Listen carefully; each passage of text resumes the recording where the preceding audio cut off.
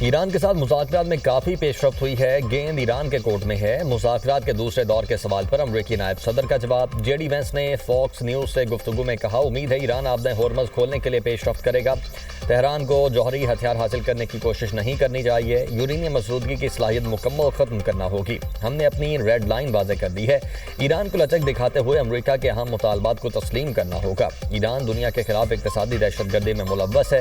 صدر Donald Trump نے واضح کر دیا ہے کہ اس صورتحال میں دونوں طرف سے جواب دیا جا سکتا ہے۔ اگر ایران معاشی دباؤ کی حکمت عملی اپناتا ہے تو امریکہ بھی اس اصول پر عمل کرے گا کہ کوئی ایرانی جہاز باہر نہ جا سکے۔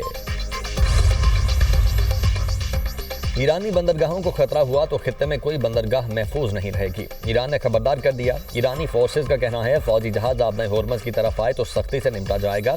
خلیجی بندرگاہیں یا تو سب کے لیے ہوں گی یا کسی کے لیے نہیں۔ بین الاقوامی پانیوں میں جہازوں پر امریکی پابندیاں بحری قضا کی ہیں۔ ایرانی بحریہ کے کمانڈر ایڈمرل شہرام ایرانی نے کہا، ٹرمپ کی دھمکیاں مذاق کا خیز ہیں، امریکی فوج کی نقل و حرکت پر مکمل نظر ہے۔ قدس فورس کے کمانڈر اسماعیل کانی کا کہنا ہے، امریکہ اور اسرائیل کو خطے سے نکال دیا جائے گا۔ فوجی جہاز کی آمد سیز فائر توڑنا تصور ہوگی، جارحیت کا بھرپور جواب دیا جائے گا۔ ترجمان ایرانی وزارت خارجہ اسماعیل بقائی بولے، امریکی ناکہ بندی عالمی معیشت سے انتقام ہے، کیا غیر قانونی جنگ عالمی معیشت سے بدلہ لے کر جیتی جا سکتی ہے؟ چینی صدر شی جن پنگ سے بیجنگ میں ابوظہبی کا ولی عہد خالد بن محمد بن زائد ال نہیان کی ملاقات۔ چینی صدر نے گفتگو کرتے ہوئے کہا، دنیا اس وقت امن و جنگ اور اتحاد و تصادم کے اہم موڑ پر کھڑی ہے۔ موجودہ حالات میں قریبی ہم آہنگی اور مشترکہ حکمت عملی ناگزیر ہو چکی ہے۔ چین اور عرب دنیا کے درمیان مضبوط شراکت داری کی ضرورت ہے۔ روسی وزیر خارجہ اور ایرانی ہم منصب عباس عراقچی کے درمیان ٹیلی فونک رابطہ، خطے کی تازہ ترین صورتحال اور اسلام آباد مذاکرات پر تبادلہ خیال۔ سرگئی لاروف نے کہا، جنگ روکنا ضروری ہے اور روس تصفیے میں مدد کے لیے تیار ہے۔ اس بحران کا کوئی فوجی حل نہیں، لڑائی دوبارہ نہیں شروع ہونی چاہیے۔ عباس عراقچی نے کہا، امریکی اقدامات خطے اور دنیا کے امن و سلامتی کے لیے نقصان دہ ہو سکتے ہیں۔ امریکہ اور ایران مذاکرات دوبارہ شروع کریں، اقوام متحدہ کے سیکرٹری جنرل انتونیو گوتیرس کا جنگ کے خاتمے کی راہ ہموار کرنے پر زور۔ بیان میں کہا، تنازع کا کوئی فوجی حل موجود نہیں، جنگ بندی ہر صورت برقرار رہنی چاہیے، تمام خلاف ورزیاں فوری طور پر بند ہونی چاہیے۔ بین الاقوامی قانون کے مطابق آبِ ہرمز سمیت تمام سمندری راستوں میں بحری نقل و حرکت کی آزادی کا احترام کیا جانا ضروری ہے۔ امریکی صدر کا پوپ لیو سے معافی مانگنے سے انکار، کہتے ہیں پوپ نے غلط باتیں کی، وہ ایران کے حوالے سے میرے اقدامات کے سخت خلاف ہیں۔ امریکی صدر نے پوپ کو مخاطب کرتے ہوئے کہا، آپ ایک جوہری ایران کی اجازت نہیں دے سکتے کیونکہ اس سے کروڑوں لوگ ہلاک ہو سکتے ہیں۔ پوپ لیو نے رد عمل دیتے ہوئے کہا، میں جنگ کے خلاف بات کرتا رہوں گا، مسائل کے حل کے لیے مکالمے کے فروغ کی کوشش جاری رکھیں گے۔ اطالوی وزیراعظم نے پوپ کے بارے میں ٹرمپ کا بیان مسترد کر دیا۔ جارجیا میلونی کا کہنا ہے، امریکی صدر کے الفاظ ناقابل قبول ہیں۔ پوپ کیتھولک چرچ کے سربراہ ہیں، ان کی امن کی اپیل اور جنگ کی مذمت بالکل درست ہے۔ ایرانی پارلیمنٹ کے اسپیکر محمد باقر کالیباف کی امن سے متعلق بیان پر پوپ لیو کی تعریف، ان کے موقف کو بے خوف قرار دے دیا۔ کالیباف نے پوپ کو امریکہ اور اسرائیل کے جنگی جرائم کی مذمت کرنے پر سراہا، کہا، پوپ کا پیغام ہے، بے گناہوں کے قتل پر خاموش رہنے والوں کے لیے پیغام ہے۔ عالمی مارکیٹ میں خام تیل کی قیمتوں میں کمی، امریکی خام تیل $97 فی بیرل میں فروخت، برطانوی خام تیل کی قیمت $98 فی بیرل ہو گئی۔ پاکستان سٹاک مارکیٹ میں تیزی، انڈیکس 3700 سے زائد پوائنٹس کا اضافہ، انڈیکس 1,64,000 سے زائد پر ٹریڈ۔ وزیر اعظم شہباز شریف سے کینیڈین ہم منصب کا ٹیلی فونک رابطہ، مارک کارنی کی پاکستان کی امن کوششوں پر مبارکباد۔ وزیر اعظم نے پاکستان کی سفارتی کوششوں کے لیے کینیڈا کی توثیق اور حمایت کو سراہا، کہا، امریکہ ایران مذاکرات امن کی جانب ایک اہم قدم ہیں۔ پاکستان جنگ بندی کو برقرار رکھنے کے لیے اپنی کوششیں جاری رکھے گا۔ پاکستان میں کینیڈا کی سرمایہ کاری بڑھانے کے لیے مل کر کام کرنے کی خواہش کا اظہار۔ شہباز شریف کا مارک کارنی کو دورہ پاکستان کی دعوت کا اعادہ۔ بانی پی ٹی آئی سے آج وکلاء کی ملاقات کا دن، ملاقات کے لیے وکیل اویس یونس چوہدری نے فہرست جیل حکام کو جمع کروا دی۔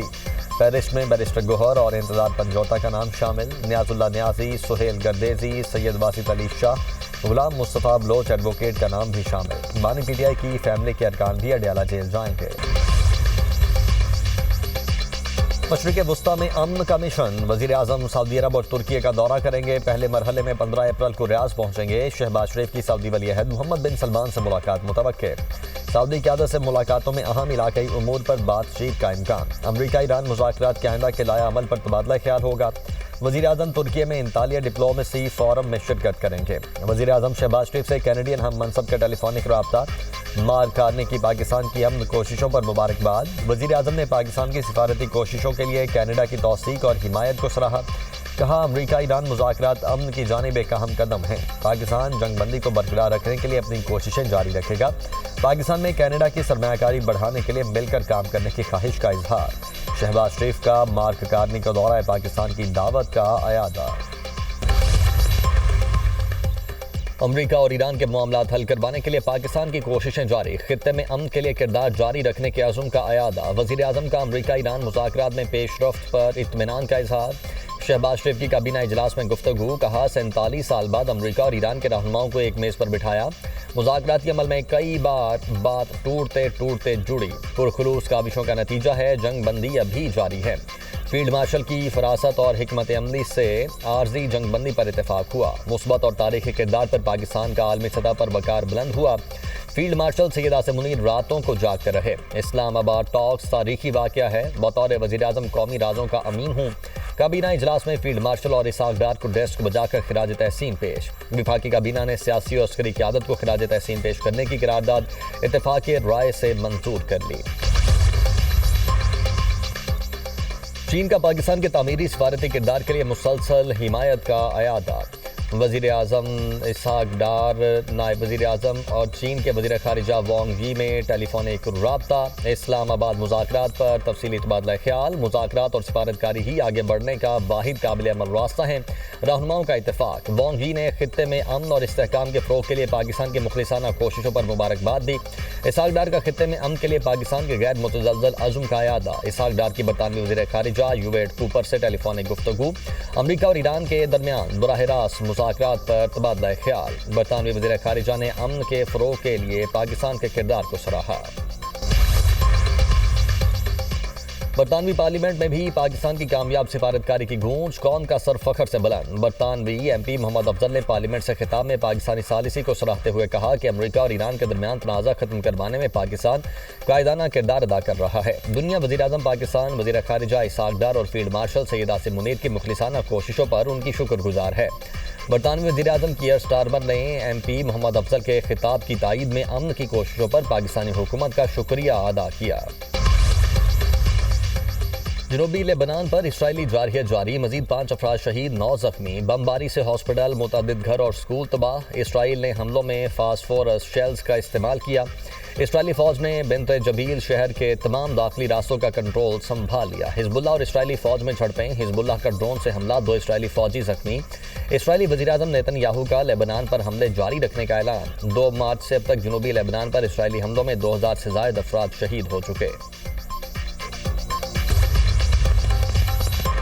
وزیر اعظم کی عوام کو ریلیف فراہمی کے اقدامات جاری رکھنے کی ہدایت۔ ملک میں پیٹرولیم مصنوعات کے ذخائر سے متعلق جائزہ اجلاس۔ وزیر اعظم کی تیل کی کھپت کی مستقل نگرانی کی ہدایت۔ کہا بہتر حکمت عملی کی وجہ سے خطے میں کشیدگی کے باوجود تیل کی کمی کا بحران پیدا نہیں ہوا۔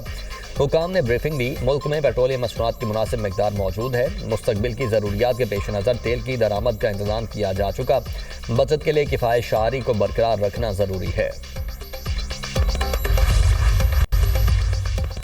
ملک بھر میں بارشوں کے نئے اسپیل کا الرٹ جاری۔ 16 سے 19 اپریل تک گرج چمک کے ساتھ بارشوں کی پیش گوئی۔ پنجاب، خیبر پختونخوا، بلوچستان، سندھ اور آزاد کشمیر سمیت گلگت بلتستان کے مختلف شہروں میں بادل برسیں گے۔ محکمہ موسمیات نے الرٹ جاری کر دیا۔ تیز ہواؤں، آندھی اور ژالہ باری کے باعث کمزور انفراسٹرکچر، بجلی کے کھمبوں، درختوں اور سولر پینلز کو نقصان پہنچنے کا خدشہ۔ بالائی علاقوں میں موسلا دھار بارش کے باعث ندی نالوں میں طغیانی۔ نشیبی علاقوں میں اربن فلڈنگ کا خطرہ۔ کسانوں کو فصلوں کی حفاظت کے لیے پیشگی اقدامات کرنے کی ہدایت۔ شہریوں کو غیر ضروری سفر سے گریز اور احتیاطی تدابیر اختیار کرنے کی ہدایت۔